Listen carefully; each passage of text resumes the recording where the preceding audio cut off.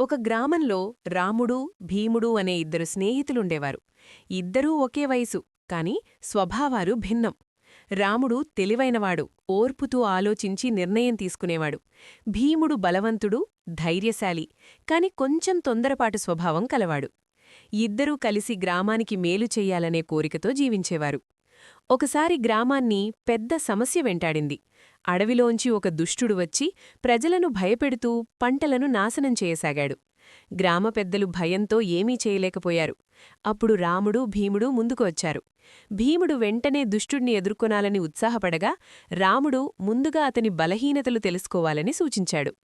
రాముడు చాకచక్యంగా సమాచారం సేకరించి దుష్టుడికి రాత్రివేళల్లో చూపు బలహీనంగా ఉంటుందని తెలుసుకున్నాడు. ఆ రాత్రే ఇద్దరూ కలిసి పథకం అమలు చేశారు. భీముడు తన బలంతో దుష్టుణ్ణి ఎదుర్కొనగా రాముడు తెలివితో అతన్ని మోసం చేసి బంధించాడు. చివరకు దుష్టు